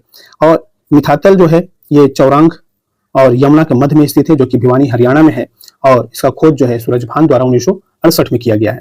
तो ये जो स्थल है ना, यहाँ से आपके प्रश्न बनते हैं। ठीक है, यहाँ से प्रश्न बनते हैं तो ये चीजें हमें अब ध्यान में रखना है। अब देख लेते हैं ना कि जो आपका लुसेंट है, लुसेंट में क्या क्या चीजें एक्स्ट्रा दिया हुआ है, क्या क्या पॉइंट दिए हुए हैं, उस पर हमारी जानकारी होनी चाहिए। ठीक है, चलिए यहाँ पर हम देख लेते हैं दोस्तों की जो सभ्यता है, सैंधव सभ्यता की हम बात कर रहे हैं तो हमने बताया कि लुसेंट के अंतर्गत जो फैक्ट दिया गया है वो चीज हम देख लेते हैं एक बार। तो कहा जाता है यहाँ पे देखिए सैंधव सभ्यता के लोग जो है ना यातायात के लिए 2 पहियों और 4 पहियों वाली बैलगाड़ी या भैंसा गाड़ी का उपयोग करते थे। तो इनके लिए यातायात का साधन क्या था, सैंधव सभ्यता के लोगों के लिए यातायात का जो साधन था उसको बैलगाड़ी कहते थे या भैंसा गाड़ी कहते थे, जो कि 2 पहिया में भी उसकी जो है उपलब्धता थी और 4 पहियों में भी उसकी उपलब्धता थी। अब कहा जाता है कि मेसोपोटामिया के अभिलेखों में वर्णित मेल्हा शब्द का अभिप्राय जो है उस सिंधु सभ्यता से ही है, यानी मेसोपोटामिया की बात करता है कि मेसोपोटामिया के जो अभिलेख मिले हैं वहां पे जो मेल्हा शब्द था ना उसका जो संबंध जो है कहां से था तो सिंधु सभ्यता से था। और कहा जाता है कि संभवतः जो है ना हड़प्पा संस्कृति का जो शासन जो था वो वणिक वर्ग के हाथ में था, वणिक वर्ग। ठीक है, याद रखना है कि जो हड़प्पा संस्कृति था उसकी शासन व्यवस्था जो थी वो वणिक वर्ग के हाथों में थी और पिगट ने हड़प्पा और मोहनजोदड़ो को एक विस्तृत साम्राज्य की जुड़वा राजधानी, जो ऑलरेडी हमने बात आपसे किया था शुरुआत में ही, ठीक है, शुरुआत में ही हमने इस पे बात किया था। कहा जाता है कि सिंधु सभ्यता के लोग जो है धरती को उर्वरता की देवी मान करके उसकी पूजा करते थे। तो ये फैक्ट यहाँ से प्रश्न बना हुआ है, आप पीवाईक्यू जब पलट करके देखेंगे तो यहाँ से आपके प्रश्न देखने को मिलता है कि सिंधु सभ्यता के लोग जो है ना धरती को किस आधार पर जो है ना पूजा करते थे, तो वो मानते थे कि उर्वरता की देवी है और यहाँ से जो है हमें कृषि के लिए यानी अन्न मिलता है, तो इसके लिए इसकी पूजा करते थे। आज भी जो है हमारी जो है पारंपरिक जो है संस्कृति जो है वो यही है। हम लोग अगर आप बिहार से हैं तो आप ये देखे होंगे कि हाल ही में जो है हमारी एक बहुत बड़ी संस्कृति का मेल आपको देखने को मिला कि छठ पूजा हमने देखा और डूबते हुए और उगते हुए सूरज को हम अर्घ देते हैं। ठीक है, तो इसी तरीके से जो है आप खुद देखिए कि जब आप डूबते हुए सूरज को अर्घ देते हैं तो देने के बाद जब हम घाट से जब वापस आते हैं ना तो घर की जो महिलाएं होती हैं वो सबसे पहले कहाँ जाती हैं, सबसे पहले अपने खेतों की तरफ जाते हैं और खेतों को जाकर के पूजा करते हैं। ठीक है, वहां पर भी आपको इसकी परंपरा दिख जाएगी, खेतों की पूजा होती है। ठीक है, कहा जाता है वृक्ष पूजा और शिव पूजा के प्रचलन के साक्ष्य भी सिंधु सभ्यता से मिलते हैं। किसकी? तो वृक्ष पूजा और शिव पूजा के प्रचलन के साक्ष्य जो है कहां से मिलता है? सिंधु सभ्यता से मिलता है। ये भी हमारे लिए बेहद इंपॉर्टेंट है, याद रखना है। अब हम बात करते हैं दोस्तों यहीं पे, कहा जाता है कि देखिए जो सिंधु काल में विदेशी जो व्यापारी हुए, ठीक है ना, तो कौन कौन से वस्तुओं का किस क्षेत्र से जो है ना ये व्यापार करते थे, ये भी यहीं पे हम देख लेते हैं। तो तांबा का जो व्यापार होता था वो खेतड़ी बलूचिस्तान से होता था, बलूचिस्तान, ठीक है। तांबा जो है कहाँ पे व्यापार? तो खेतड़ी बलूचिस्तान और ओमान से होता था। चांदी का जो है अफगानिस्तान और ईरान। सोना का जो है कर्नाटक, अफगानिस्तान और ईरान। टीन का जो है अफगानिस्तान और ईरान से। गोमेद ये सौराष्ट्र से, और लाजवर्थ मेसोपोटामिया, और सीसा जो है ईरान से। तो ये आपको ये कुछ सिंधु जो काल में जो विदेशी जो व्यापार हुआ करता था वो वस्तुओं का नाम आपको पता होना चाहिए और प्रदेश आपको पता होना चाहिए। कई बार जो है ना सुमोलित करवा सकता है कमीशन, ठीक है, सुमोलित करवा सकता है। एक तरफ जो है वस्तु दे दिया जाए, दूसरी तरफ जो है प्रदेश दे दिया जाए, और कहा कि उपरोक्त में से कौन सा सही सुमोलित है, इसके बारे में जानकारी आपको होनी चाहिए थी। यहीं पे अगर हम बात करें दोस्तों तो कहा जाता है कि देखिए कि स्वास्तिक चिन्ह संभवतः जो है ना, देखिए स्वास्तिक चिन्ह संभवतः हड़प्पा सभ्यता की ही देन है, और इस चिन्ह से सूर्योपासना का अनुमान लगाया जाता है। आपने देखा, आपको मैंने आपसे बात किया अभी कि देखिए जो सिंधु घाटी सभ्यता में जो है, जैसे आप इस तरीके से आप चीजों को क्लॉकवाइज घुमा दीजिए, ठीक है, तो ये हमारा हो जाता है स्वास्तिक, ठीक है। अब स्वास्तिक जो इसकी जो है कहां से, इसके साक्ष्य इसको कहां से माना जाता है? हड़प्पा सभ्यता से ही माना जाता है, और इसके माध्यम से कहा जाता है कि लोग जो है सूर्य का जो है ना उपासना करते थे, और सिंधु घाटी के नगरों में किसी भी मंदिर के अवशेष नहीं मिले हैं, ठीक है ना। सिंधु घाटी के नगरों में आपको जो है ना मंदिर का अवशेष नहीं मिलेगा। तो अगर इस तरीके का प्रश्न बनता है तो आप उसको गलत स्टेटमेंट मानेंगे, ठीक है। सिंधु सभ्यता में मातृ देवी की उपासना सर्वाधिक प्रचलित थी, मातृ देवी की उपासना होती थी, ठीक है, धरती पूजा होता था, ठीक है ना, याद रखना है। और पशुओं में कुबड़ वाला सांड इस सभ्यता के लोगों के लिए विशेष पूजनीय था, ठीक है, कुबड़ वाला सांड, ठीक है। आज के भी डेट में देखिए जिसे हम बसहा बैल कहते हैं, ठीक है ना, बसहा बैल कहते हैं। और बीपीएससी इस बार क्वेश्चन पूछा था कि बिहार का जो है राजकीय पशु क्या है, ठीक है, तो बैल ही था, ठीक है। 71वीं बीपीएससी में प्रश्न जो है उसके राजकीय पशु से रिलेटेड आया था बीपीएससी प्रीलिम्स एग्जामिनेशन में। बात करते दोस्तों, कहा जाता है कि स्त्री जो है मृण मूर्तिका यानी मिट्टी की मूर्तियां अधिक मिलने से ऐसा अनुमान लगाया जाता है कि सैंधव समाज जो है ना मातृ सत्तात्मक था। किसके माध्यम से? तो मिट्टी की जो है ना मूर्तियां मिलती थी स्त्री की बनी हुई, स्त्री जो है ना मतलब कि जो बनावट होता था उसमें स्त्री का जो है ना रूप दिया जाता था। तो इससे पता चलता है कि जो सैंधव जो समाज था ना मातृसत्तात्मक था बजाय पितृसत्तात्मक। आज के डेट में पितृसत्तात्मक समाज है, ठीक है। तो उस समय जो है साक्ष्य मिला है कि इससे अनुमान लगाया गया है। ये देखिए कोई भी चीज जो है ना अनुमान के ऊपर है, कुछ साक्ष्य के ऊपर है, ठीक है। उसके अनुसार जो है ना कहा गया कि भैया देखो जो सैंधव समाज जो हुआ करता था ना वो मातृसत्तात्मक था, और सैंधव जो वासी थे वो सूती और ऊनी वस्त्रों का प्रयोग करते थे, ठीक है, सूती और ऊनी वस्त्रों का प्रयोग करते थे। और मनोरंजन के लिए सैंधव वासी जो है मछली पकड़ते थे, शिकार करते थे, पशु पक्षियों को आसपास में लड़ाने का कार्य खेल खेलते थे, चौपड़ खेलते थे और पाशा खेलने का कार्य करते थे। तो इनके जो साधन जो थे मनोरंजन का, ये कुछ साधन थे, इसके बारे में आपको जानकारी होनी चाहिए। और सिंधु सभ्यता के लोग काले रंग से डिजाइन किए हुए लाल मिट्टी के बर्तन बनाते थे, ठीक है। तो ये भी हमारे लिए इंपॉर्टेंट है, यहाँ से प्रश्न बनता है, ठीक है। कहा जाता है कि सिंधु घाटी के लोग जो है ना तलवार से परिचित नहीं थे। कई बार ये जो है स्टेटमेंट बना ले कि सिंधु घाटी के लोग जो हैं तलवार से परिचित थे तो नहीं थे, ये हमें ध्यान रखना है। और कालीबंगा एकमात्र हड़प्पाकालीन स्थल था जिसका निचला जो शहर था समान लोगों के रहने के लिए, ठीक है, था। ये भी आपको ध्यान रखना है। अब यहाँ पे कहा जा रहा है कि कालीबंगा का जो अर्थ है, इसमें हमने बात किया था, यहाँ पे काली चूड़ियां, हमने आप डिटेल में जब बात किया था तो काली चूड़ियां इसका अर्थ होता है। और यहाँ से पूर्व हड़प्पा अस्त्रों के खेत जोते हुए खेत का जो है साक्ष्य मिला है, और अग्नि पूजा की प्रथा के प्रमाण मिले हैं। ये भी फैक्ट आपको ध्यान रखना है, समझे। इसके साथ साथ कहा जाता है कि दोस्तों की यहाँ पर जो है पर्दा प्रथा एवं वेश्यावृत्ति जो है ना सैंधव सभ्यता में प्रचलित थी। पर्दा प्रथा भी था और वेश्यावृत्ति जो है ना इस सभ्यता का सैंधव सभ्यता की जो है ना प्रचलित प्रथाओं में से एक था। और शवों को जलाने एवं गाड़ने यानी दोनों प्रथाएं प्रचलित थी। हड़प्पा में शवों को दफनाने जबकि मोहनजोदड़ो में जलाने की प्रथा विद्यमान है। तो आपको जो है ना यहाँ से आपको जो है ना कंफ्यूजन होगा कि भैया ये बताओ कि मोहनजोदड़ो में जलाने की प्रथा और हड़प्पा में जो है शवों को दफनाने की प्रथा थी, समझ रहे हैं ना। तो सबसे पहले जो है ना हड़प्पा, फिर जो है ना मोहनजोदड़ो। तो दफनाने से आप इसको याद रखिएगा, दफनाने से क्या होता होगा उस समय, अगर आप मतलब ये जरूरी नहीं है कि दफनाने से होता था क्या कि वहां की जो मृदा थी ना, वहां का जो वातावरण था वो प्रदूषित हो जाता होगा, ठीक है। उसके कारण जो है ना फिर क्या किया जाने लगा कि मोहनजोदड़ो में जो है ना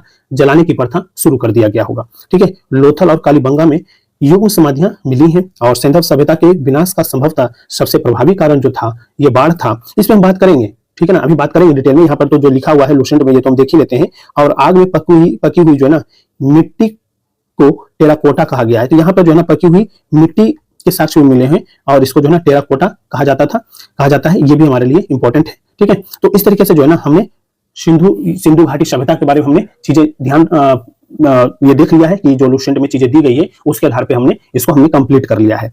अब हम बात करेंगे वैदिक सभ्यता के बारे में, लेकिन वैदिक सभ्यता पे हम पहुंचने से पहले कुछ और भी हम जो है ना सिंधु घाटी सभ्यता के बारे में देख लेते हैं, जहां से आपके एग्जामिनेशन में प्रश्न बन सकते हैं। जैसे हम बात करेंगे दोस्तों कि जो हड़प्पाई जो लिपियां थी उसके बारे में बात करेंगे। इसके साथ साथ वहां की जो सामाजिक जीवन था, वहां की राजनीतिक जीवन था, वहां की आर्थिक जीवन था, धार्मिक जीवन था, वो सारी चीजें बात करेंगे। और आपको एक फैक्ट आपको केवल पता है कि सिंधु सभ्यता के विनाश का प्रमुख कारण क्या था, तो आप कह सकते हैं कि इसके विनाश का जो कारण था वो बाढ़ था। लेकिन हम कुछ और चीजें बात करेंगे। इसके साथ साथ हम ये भी बात करेंगे कि सिंधु सभ्यता हमें दिया क्या है, हमें क्या क्या चीज दिया है, उसका देन क्या क्या है, ठीक है। तो ये बेहद ही इंपॉर्टेंट फैक्ट है जहां पे अभी हम चर्चा करते हैं, ठीक है। तो ये चीजें आपको ध्यान रखना है कि जो हम पढ़ रहे हैं ना उसकी ऑथेंटिकेशन होनी चाहिए। अगर आप इसको पढ़ ले या पूरा कंप्लीट कर लेते हैं और जा करके आप पीवाईक्यू लगाइएगा तो मैं आपको गारंटी के साथ कहूंगा कि आपके सारे जो है ना पीवाईक्यू आपके सही हो जाएंगे, सारे पीवाईक्यू आप सही कर सकते हो, ठीक है ना। क्योंकि ये केवल और केवल लुसेंट का निचोड़ नहीं है, ये और भी किताबों का जो है ना हम आपको इसमें निचोड़ बता रहे हैं, जहां से प्रश्न अगर बनते हैं तो आपको गलत नहीं होंगे। समझ रहे बात? तो इसको आपको फोकस करके रखना है। तो दोस्तों हम यहाँ पे हम बात करेंगे सबसे पहले हड़प्पाई जो लिपियां थी इसके बारे में हम बात कर लेते हैं, ठीक है। तो हड़प्पाई लिपियां जो थी, देखिए हड़प्पाई लिपि। अब हड़प्पाई जो लिपि थी ना, कहा जाता है यह जो है लगभग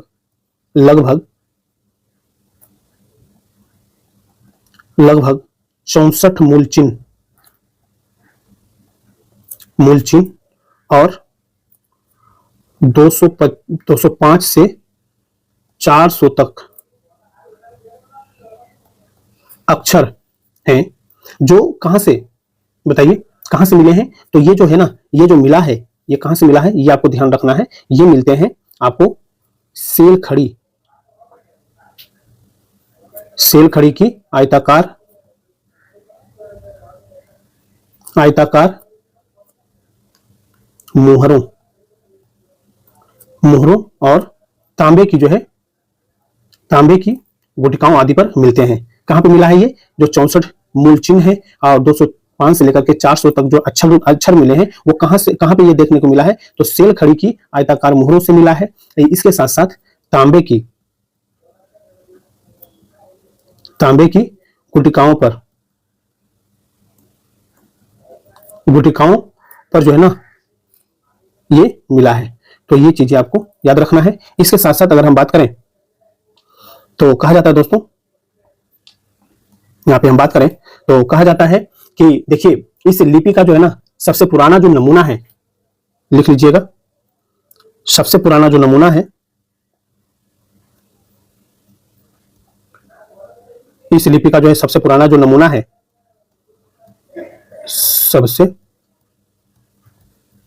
सबसे पुराना जो नमूना या साक्ष्य जो है, प्रमाण जो है 1853 ईस्वी में मिला था और 1923 तक जो है ना तक पूरी लिपि सामने आई। तो ये चीज आपको ध्यान रखना है। परंतु जो है ना लिपि तो आ गया, लेकिन इसे अभी तक जो है ना पढ़ा नहीं गया है। तो ये चीज भी आपको पता होना चाहिए। और इसकी जो लिपि है वो कैसी है, इसकी जो लिपि है ये अगर हम बात करें तो ये जो लिपि था, ये लिपि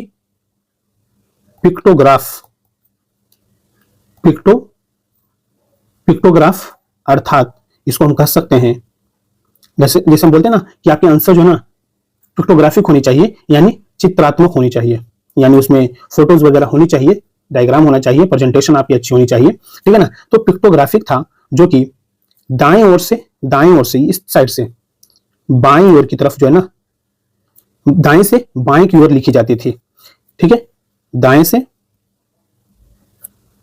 बाएं लिखी जाने वाली लिपि थी, लिखी जाती ठीक है, तो ये इस क्रम में लिखा जाता था, समझ रहे बात, दाएं से बाएं की ओर लिखी जाती थी। और कहा जाता है कि इस पद्धति को क्या कहते हैं, इस पद्धति को कहते हैं दोस्तों, इस पद्धति को क्या कहते हैं, ये भी आपको यहीं पे ध्यान रखना है। इस पद्धति को हम बोलते हैं ब्रूस्टोफेडन, ब्रूस्टोफेडन कहते हैं, ये आपको पता होना चाहिए। और सबसे ज्यादा जो चिन्ह मिले हैं यहां से, जो है सबसे ज्यादा जो चिन्ह मिले हैं, किस चीज का चिन्ह मिला है, तो चिन्ह जो मिला है वो चिन्ह मिला है यू आकार का, यू आकार का जो है ना चिन्ह मिला है। और मछली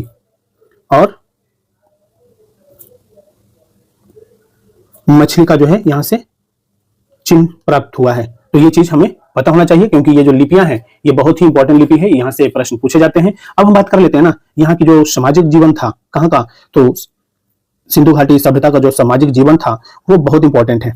ठीक है, यहां से भी आपके एग्जामिनेशन में प्रश्न जो है ना पूछे जाते हैं। सामाजिक जीवन के बारे में बात करें तो देख लेते हैं इसके बारे में क्या इंपॉर्टेंट कुछ फैक्ट है। कहा जाता है कि देखिए सिंधु घाटी के जो प्राप्त अवशेष है ना, उसके आधार पर अगर हम बात करें तो इस काल की जो है सामाजिक जो जीवन था उसका आप अनुमान लगा सकते हो, जिसके अंतर्गत समाज की जो इकाइयां थी वो किस प्रकार की थी। तो परंपरागत तौर पर यहाँ पर जो है समाज की स्थितियां जो थी वो परिवार आधारित था, परिवार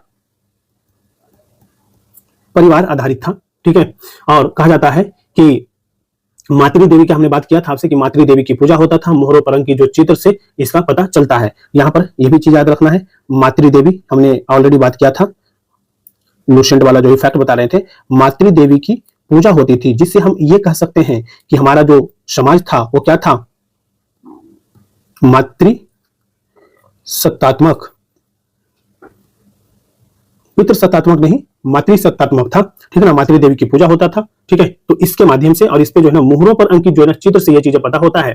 ठीक है, तो कहा जाता है कि जो हड़प्पा सभ्यता जो था ना वो संभवतः मातृ सत्तात्मक था और समाज में विद्वान, योद्धा, व्यापारी, श्रमिक वर्ग की जो है ना मौजूदगी भी थी। तो ये चीज तो ऑलरेडी हमने बात कर ही लिया है। ठीक है, और इसके बारे में अगर हम बात करें तो हड़प्पावासी जो है साज सज्जा पर जो है विशेष ध्यान देते थे और स्त्री और पुरुष दोनों आभूषण धारण करते थे। और यहाँ से क्या मिली है, यहां से मिली है दोस्तों, यहां से मिली है आपका प्रसाधन मंजूषा, प्रसाधन मंजूषा मिली है। इसके माध्यम से ये हम चीजें कह सकते हैं। ठीक है, कि यहाँ के जो है लोग जो थे, यानी स्त्रियां जो थी, पुरुष जो थे, वो जो है ना आभूषण धारण करते थे और हड़प्पावासी जो थे वो साज सज्जा पर जो है ना विशेष ध्यान देते थे। अब हम यहीं पे बात करें, कहा जाता है कि जो सिंधु घाटी सभ्यता है यहीं पे हम बात करते हैं। तो एक जगह था जहां पे हमने बात किया था चंदहुदड़ो की हमने बात किया था, यहां से एक साक्ष्य मिलता है लिपस्टिक का। ठीक है, तो ये भी आपको याद रखना है, लिपस्टिक का साक्ष्य, लिपस्टिक का साक्ष्य कहां से मिलता है, चंदहुदड़ो से मिलता है, जिसके माध्यम से हम कह सकते हैं कि यहाँ के जो महिलाएं जो थी वो जो है क्या थी, आभूषण मतलब कि अपने चीजों पर ध्यान देती थी, अपने जो है तैयारियों के ऊपर, अपने जो है मतलब कि ये ध्यान रखिए कि आज के जो महिलाएं थी उस समय भी जो है ना महिलाएं सजना धजना ये सारी चीजें प्रॉपर उसका व्यवस्था अपना रखते थे। सिंधु सभ्यता के लोग सूती और ऊनी वस्त्र ये धारण करते थे, इसके बारे में भी हमने बात कर लिया था। इसके साथ साथ जो है इस सभ्यता के लोग जो है शाकाहारी और मांसाहारी दोनों प्रकार के भोजन करते थे। तो ये जो समाज था ना ये कैसा था, शाकाहारी। देखिए कोई तो बहुत सारे फैक्ट जो है ना ऑलरेडी हमने डिस्कशन कर लिए थे, लेकिन जब सामाजिक स्थिति की बात कर रहे हैं तो ये चीजें हमें ध्यान रखना है, शाकाहारी और मांसाहारी जो है भोजन करते थे ये लोग। ठीक है, इसके साथ साथ कहा जाता है यहाँ के लोग जो है मनोरंजन के लिए क्या खेलते थे, जो हमने बताया था आपसे, चौपड़ और पासा जैसा खेल खेलते थे। ठीक है, और अंत्येष्टि में जो है ना 3 चीजें हमने बताया था। ठीक है, 3 चीजें वो भी प्रचलित थी, जिसमें पूर्ण समाधिकरण सर्वाधिक प्रचलित था, जबकि आंशिक समाधि और दाह संस्कार जो है ना चलन में था। ठीक है, सबसे ज्यादा प्रचलित क्या था, तो पूर्ण समाधिकरण। ठीक है, पूर्ण समाधिकरण। तो हड़प्पा में क्या होता था, जो है ना दाह संस्कार किए जाते थे, ठीक है, दफनाया जाता था। लेकिन जब आप मोहनजोदड़ो के बारे में हमने बात किया तो वहां पे क्या किया था, तो जलाने की प्रथा आ गई थी। समझ रहे बात, तो ये चीज आपको ध्यान रखना है। यहाँ के लोगों में जो है गणित हो गया, धातु निर्माण,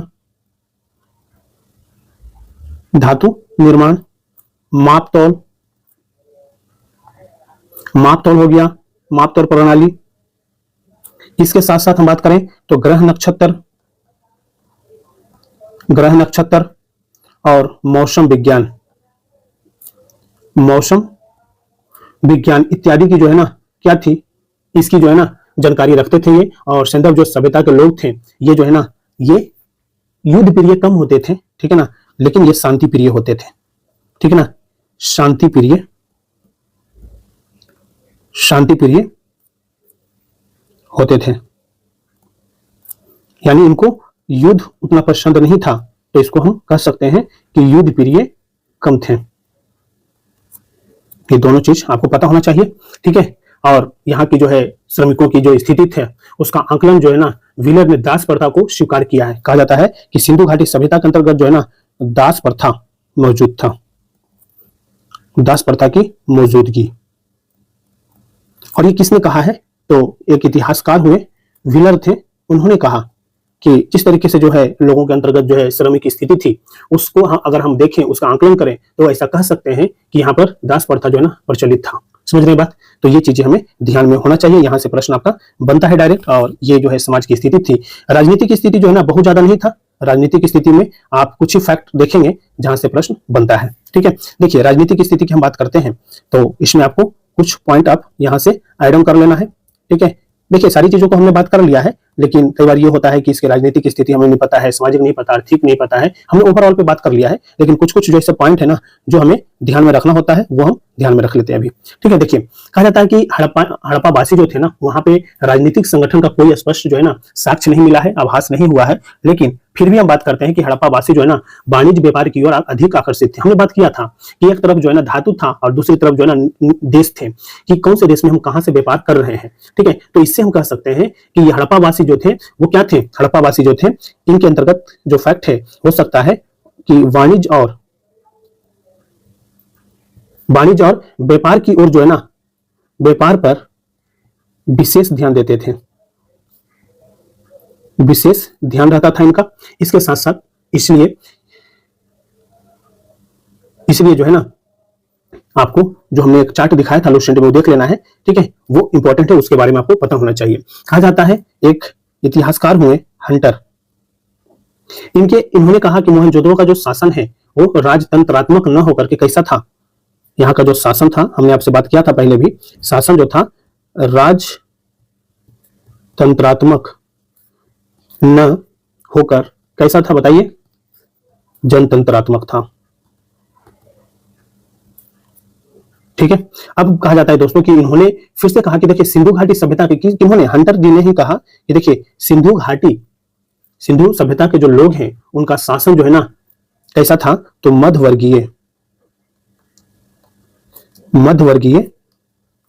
जनतंत्रात्मक था, ठीक है। तो ये चीज आपको याद रखना है, क्योंकि उनमें जो है ना किस चीज की महत्ता थी, धर्म की महत्ता जो थी वो ज्यादा था, ये चीज हमें ध्यान रखना है, ठीक है। अब हम आर्थिक जीवन के बारे में बात करें कि आर्थिक जो स्थिति थी वो कैसी थी,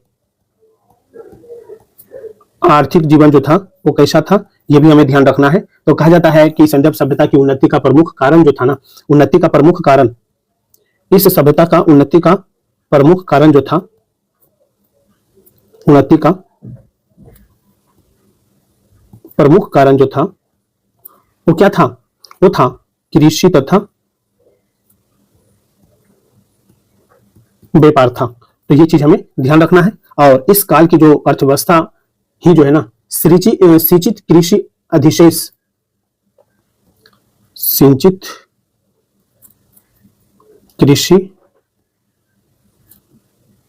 अधिशेष, पशुपालन,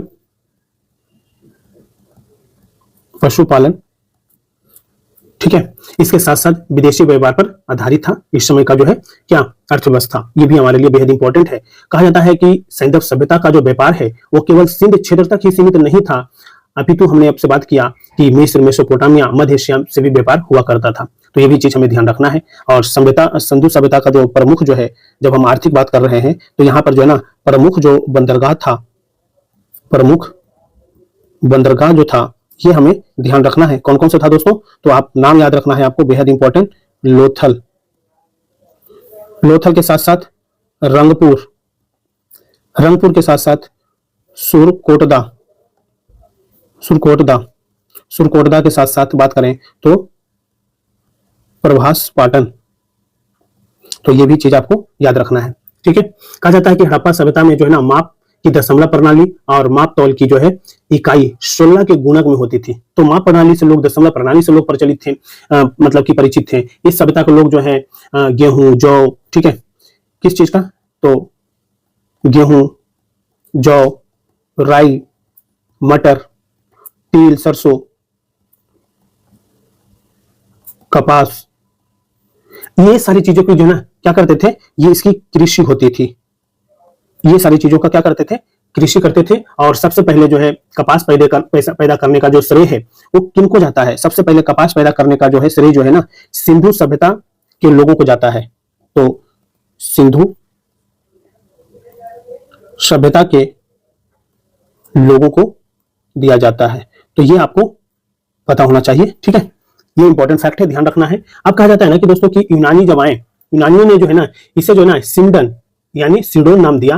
ये लोग जो है क्या करते थे, जब ये लोग आए, कृषि के अंतर्गत हम बात करें कि जब यूनानी आए तो उन्होंने जो है ना क्या किया कि इन सारी चीजों को क्या नाम दिया, उन्होंने जो है ना क्या बोले कि भैया ये सिडोन है, ठीक है। और ये लोग जो है यहां पे आकर के किस चीज की खेती करने लगे, तो तरबूज का, खरबूज का, जो आप खाते हैं, ठीक है। इसके साथ साथ नारियल, अनार, नींबू और केला। ये जो है ना यूनानी ये सारी चीजों से परिचित हैं। तो आकर के फिर इसकी जो है चीजें शुरू करते हैं ये लोग। और यहाँ के जो प्रमुख जो है खाद्यान्न जो थे, यहाँ का प्रमुख जो खाद्यान्न था वो क्या था, सिंधु घाटी का प्रमुख खाद्यान्न था वो दो चीज आपको याद रखना है यहाँ पे। एक तो गेहूं था और दूसरा जौ था, ठीक है। तो ये आपको याद रखना है, प्रमुख खाद्यान्न में ये चीजें याद रखना है। अब कहा जाता है ना कि जो कृषि किया जाता था वो जो है ना वो किस औजार से किया जाता था। तो वहां पर उस समय जो है प्रस्तर यानी पत्थर से और कांसे के जो बने औजार थे उसका प्रयोग जो है ना कृषि कार्य में करते थे। यानी अगर आपके पास जो हसिया यूज करना है या फिर कुदाल यूज करना है, ठीक है, यानी मिट्टी की खुदाई करने के लिए जो भी औजार की अगर इस्तेमाल कर सकते हैं तो वो जो है ना पत्थर का बना होता था या फिर कांसे के प्रयोग किए जाते थे। यानी इस सभ्यता में जो है ना फावड़ा या फाल नहीं मिला है, ठीक है ना। संभवतः ये लोग लकड़ी के हलों का प्रयोग करते थे।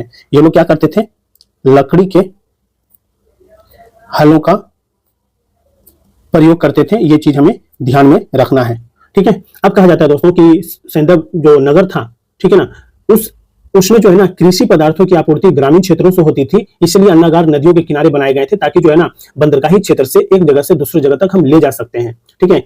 इसके साथ साथ हम बात करते हैं कि कृषि उन्नति के साथ पशुपालन का भी विकास हुआ था। इस सभ्यता के अंतर्गत कृषि कार्यों और व्यापार तथा परिवहन में जो है ना पशुओं की महत्वपूर्ण भूमिका थी। और पशुओं में आपसे हमने बात किया था, पशुओं में जो फेमस जो था वो था कुबड़ वाले बैल, ठीक है ना। तो ये चीज ऑलरेडी हमने लुसेंट में कुबड़ वाले बैल जो है प्रसिद्ध था। इसके साथ साथ जो है भेड़, इसके अलावा बकरी, हाथी, भैंस, साथ ही साथ गाय का भी प्रचलन देखने को मिलेगा आपको, ठीक है। गधे का प्रचलन, सुअर,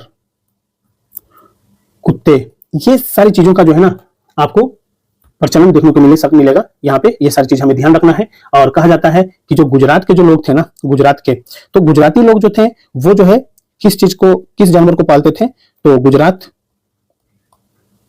के जो लोग थे, जो निवासी थे, वहां पे हाथी का पालन किया जाता, हाथी पालन करते थे, हाथी पालते थे, ठीक है। तो ये भी चीज आपको आर्थिक जीवन के बारे में आपको पता होना चाहिए। अगर हम धार्मिक जीवन की तरफ मूव करें तो ये भी हम देख लेते हैं। धार्मिक जीवन काफी इंपॉर्टेंट यहां से आपके लिए प्रश्न बनता है, ठीक है। तो जादू टोने की जो व्यवस्था, ठीक है, धार्मिक जीवन में जब आते हैं, यहाँ के लोगों की धार्मिक स्थिति जो थी, ठीक है, धार्मिक स्थिति जो थी, कहा जाता है कि जो सिंधु घाटी सभ्यता के जो जीवन के जो लोग थे वो ईश्वर की पूजा मानव वृक्ष, ईश्वर की पूजा मानव वृक्ष पशु तीनों रूप में करते थे, ठीक है।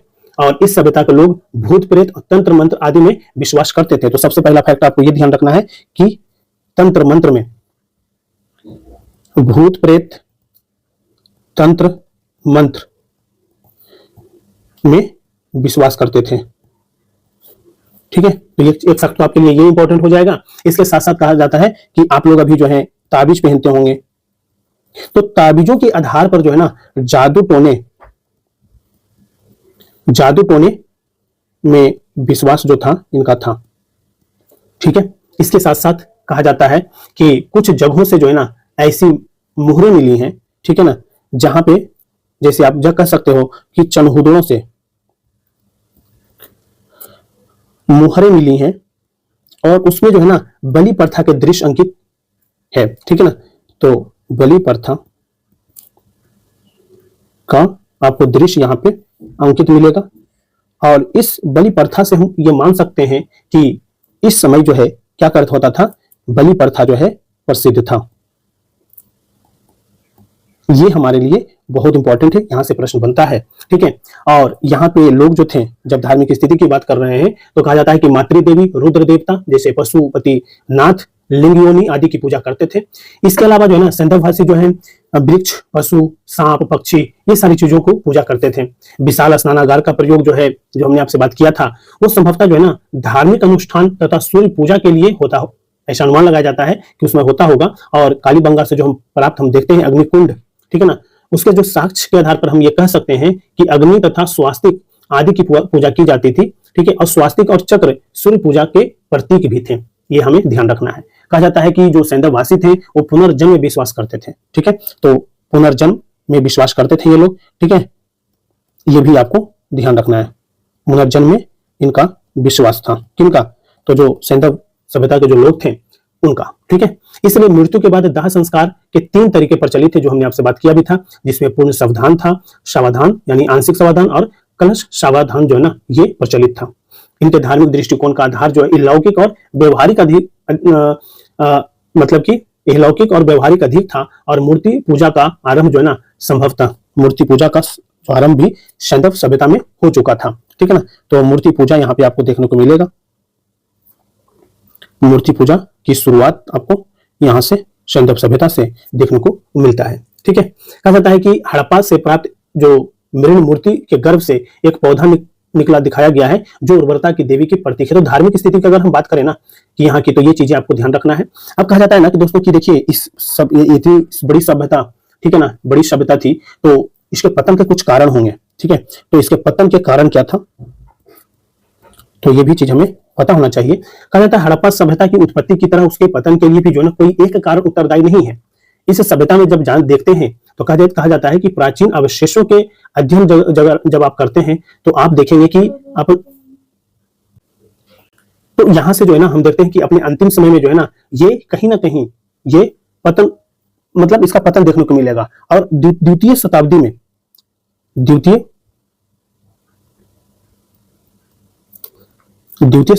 जो है सहस्राब्दी ईसा पूर्व में जो है अगर हम देखें, उसके मध्य से इस सभ्यता का पूर्णतः विनाश हो गया।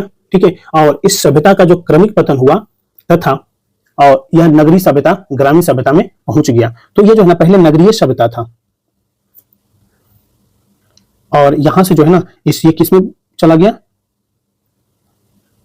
ग्रामीण सभ्यता में। ये क्या हो गया, परिवर्तित हो गया। समझे, तो इनके बारे में आपको पता होना चाहिए। अब सिंधु सभ्यता का जो कुछ देन है उसके बारे में हम देख लेते हैं। ठीक है, तो कहा जाता है कि ये जो सभ्यता हमें जो दिया उसके बारे में 2-4 फैक्ट आपको पता होना चाहिए। जैसे दशमलव पद्धति पर जो है आप लिख सकते हैं, दशमलव पद्धति पर माप तौल प्रणाली, ये हमने आपसे ऑलरेडी बात कर लिया है, रिवीजन हो जाएगा। ठीक है, यहां से आपको जो नगर नियोजन जो आज बहुत ज्यादा प्रासंगिक है ये भी मिला हमें यहां से, सड़कें एवं नालियों की व्यवस्था,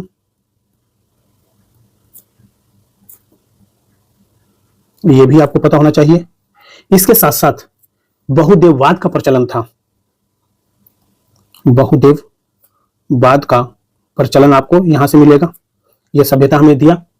मातृदेवी की पूजा, देवी की पूजा यह सभ्यता ने हमें दिया।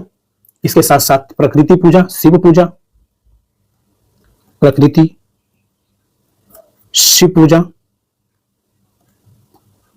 ये चीजें हमें मिला। इसके साथ साथ हम बात करते हैं यहीं पे लिंग योनि, लिंग योनि की पूजा, ठीक है। यहीं पर हम योग का प्रचलन भी हमें यहां से मिलता है, यहीं से योग का प्रचलन भी हुआ।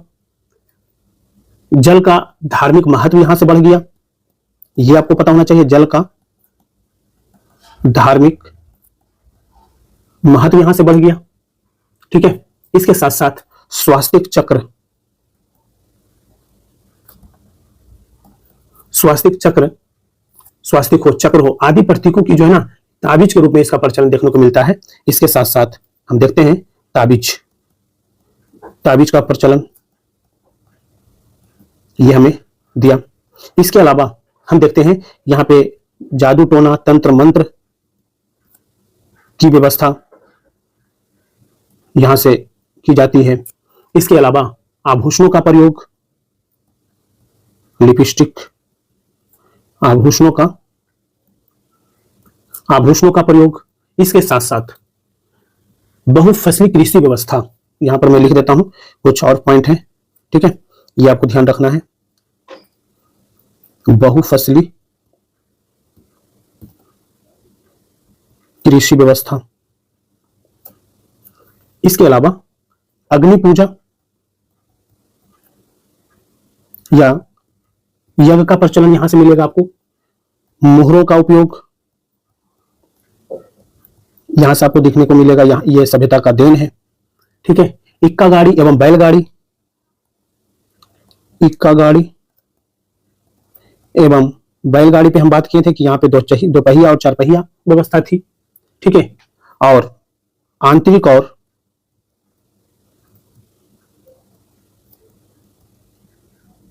बाह्य व्यापार की व्यवस्था थी। तो ये सारी चीजें जो है ना, ये हमें सैंडल्फ सभ्यता का ही देन है। इसके साथ साथ जो है कहा जाता है कि ये जो सभ्यता थी उसकी एक प्रमुख देन जो था, वो सबसे इंपॉर्टेंट था, वो आपको याद रखना है, नगरीय जीवन, नगरीय जीवन। तो ये बेहद ही इंपॉर्टेंट, बहुत ज्यादा प्रचलित इसका जो है इस सभ्यता का देन है, ठीक है। तो ये हमें याद रखना है। और इससे कहा जाता है ना कि ये जो है पूर्ण विकसित नगरीय जीवन का सूत्रपात जो है इसी सभ्यता से देखने को मिलेगा।